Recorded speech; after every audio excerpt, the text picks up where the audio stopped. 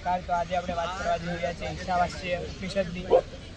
તો આપણી જોડે જે જ્ઞાતા છે એમનું પરિચય કરાવું. રામસિંહજી. તો રામસિંહજી આપણે ઈશાવાસ્ય વિશે શું કહો?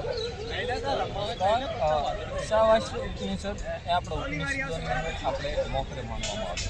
ઈશાવાસ્ય ઉપનિષદની અંદર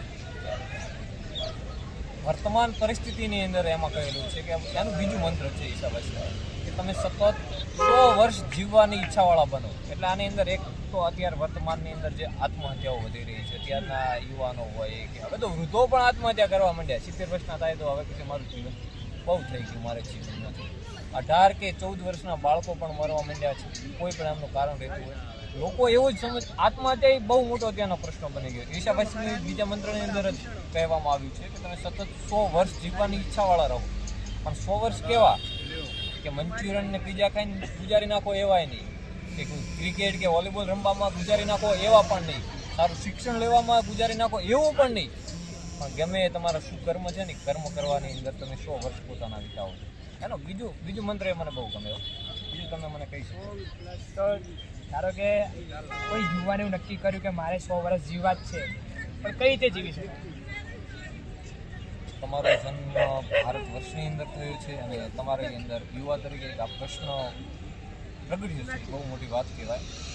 100 વર્ષ કઈ રીતે જીવવા? તો 100 વર્ષ કેવી રીતે જીવવા જે વેદોની અંદર કહેલું છે. આપણે અહીં તો કીધું છે કે આપણે યુવાનો પણ કહેવાય. અહીં મહાન તમે પુરુષો લેશો તો એમની ઉંમર ઘણી નહીં. સ્વામી વિવેકાનંદની તમે ઉંમર માપવા જશો કે પછી શ્રુતિ સ્મૃતિ પુરાણમ આલયમ કરુણાલયમ નમામિ ભગવત્પાદમ શંકરમ લોક શંકરમ, શંકરાચાર્યજીની તમે ઉંમર માપવા જશો, ઉંમર વધારે નહીં હોય. આમની ઉંમર 30-32ની અંદર જ છે. કોઈ પણ તમે મહાપુરુષ લઈ લો, એમની ઉંમર તમે માપી લો કે એમની ઉંમર કેટલી. ઉંમર આપણે પહેલાંથી નિર્ધારિત હોય, ઉંમર શા ઉપર નિર્ધારિત હોય? પુનર્જન્મ ઉપર અને પોતાનું ઉદ્દેશ્ય ઉપર. જે પોતાનું કર્તવ્ય લઈને આવ્યું છે એવી રીતે જીવન જીવશે. હવે આમના જીવનની અંદર જે આપણને સંદેશાઓ મળ્યા, આમના જીવનમાંથી આપણને જે જ્ઞાન મળ્યું, જે આપણા પૂર્વજોએ આપણને આપ્યું, જે આપણા ઉપનિષદોએ આપણને આપ્યું, જે શ્રુતિ અને સ્મૃતિએ જે જ્ઞાન આપ્યું છે, જે આપણને સિદ્ધાંતો આપ્યા છે, જે કર્તવ્યો આપ્યું છે, એ કર્તવ્યની અંદર રચ્યા પચ્યા ડૂબાયેલા રહીને આપણે સારી રીતે જીવવાનું છે. શાસ્ત્રમાં જે વાણી છે, શાસ્ત્રની વાણીથી જ આપણે જીવવાનું છે, ન કે આપણે બીજી કોઈ વાણી છે. તો રામસિંહજી, ત્યારે શંકરાચાર્યજીએ આપણે જ્યારે એ સમયમાં એવું થતું હતું કે વેદોની જ્યારે વ્યાખ્યા થતી હતી તો ઘણા બધા ખોટા અર્થ બી નીકળતા હતા. તો એમના માટે શંકરાચાર્યજીએ શું કર્યું? સદાશિવ સમારંભામ શંકરાચાર્ય મધ્યમામ અસ્માદાચાર્ય પર્યંતામ વંદે ગુરુ પરંપરામ શ્રુતિ સ્મૃતિ પુરાણમ આલયમ કરુણાલયમ નમામિ ભગવત્પાદમ શંકરમ લોક શંકરમ.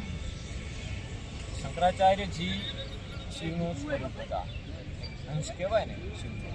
જે કેરળના કાલડીની અંદર એમનો જન્મ થયો હતો, આર્યબાની કુટી. શિવગુરુ એ શિવના પરમ ઉપાસક હતા. ત્યારે દ્વૈત અદ્વૈત કેટલાય મતો હતા. આપણે એક પરંપરા વેદોની હતી ને, એમાં આપણે અદ્વૈતને કેમ અત્યારે મોખરે માનીએ છીએ. ત્યારે એટલા વૈષ્ણવ સંપ્રદાય છે, શૈવ સંપ્રદાય છે. ત્યારે એકબીજાનું કોઈ નામ નહોતું લીધું. શૈવ હોય તો કોઈ શૈવ ઉપર બીજા કોઈ દેવનું નામ ન લે. વૈષ્ણવ હોય દેવી શક્તિની અંદર ઉપાસનાની અંદર અલગ અલગ થઈ ગયું. પાખંડો વધી ગયા હતા, ભેદભાવ, દરેક વાતનો ભેદભાવ ત્યારે વધી ગયો હતો. ત્યારે શંકરાચાર્યજીનો જન્મ થયો. શંકરાચાર્યજીએ અદ્વૈતની પરંપરા આપી, જે શાસ્ત્રનું અંદર જે લખેલું હતું, જે વિધાન હતું, જે વેદો હતા, એની ઉપર એમણે ભાષ્ય લખ્યું. ભાષ્ય પછી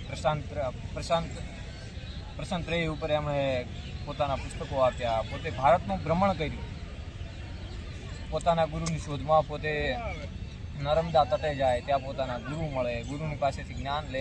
બહુ નાની ઉંમરે ત્યારે કહેવાતા મોટા વિદ્વાનો છે ને, એમને અંદર શાસ્ત્રાર્થ કર્યું. ત્યાંનો શાસ્ત્રાર્થ એટલે આવી રીતે હું તમે બોલી એકબીજા નીચું દેખાડીએ એવું નહીં, પણ જે જ્ઞાન જે દબાઈ ગયું હોય, જે જ્ઞાન લોકોની અંદરથી જતું રહ્યું હોય, જે લોકવાણીમાં સમાપ્ત થઈ ગયું હોય, એ પાછું એમને જે વેદોની અંદર હતું ને, શાસ્ત્રોની અંદર, એ જ્ઞાન પાછું લીધું અને શાસ્ત્રાર્થ કર્યું. એની અંદર શાસ્ત્રાર્થમાં ત્યારે તો બૌદ્ધ ધર્મ એટલે બહુ ભારતની અંદર ફેલાઈ ગયો હતો. અત્યારે તમે બૌદ્ધ જોશો તો આપણે ભારતની તિબેટથી આગળ બોર્ડર જોશો ને, ત્યાંથી આગળ જ છે. ત્યારે એક કાશ્મીરની અંદર પણ શૃંગેરી મઠ હતો. ત્યારે તો આપણે શૃંગેરી એટલે દક્ષિણમાં પણ શંકરાચાર્યજીનું સ્થાપેલું 4 મઠો હતા. અત્યારે 4 શંકરાચાર્યજી છે, જે આપણે દ્વારકાની અંદર પશ્ચિમના આવ્યો હોય કે પછી પૂરી બાજુ હોય તો પૂર્વમના આવ્યો તો કોઈ પણ ચાર અત્યારે પણ શંકરાચાર્યજી એ ઉપર કામ કરી રહ્યા છે. મૂળ એમણે અદ્વૈતનો સિદ્ધાંત આપ્યો છે અને અદ્વૈતનો સિદ્ધાંત જાણવા માટે કરીને આપણે એને ઘણું ગહન અધ્યયન કરવું જોઈએ. ધન્યવાદ રામસિંહજી. તો મિત્રો, આવા નવા વિડીયો માટે મારી ચેનલને લાઈક કરો અને સબસ્ક્રાઈબ કરો. ધન્યવાદ.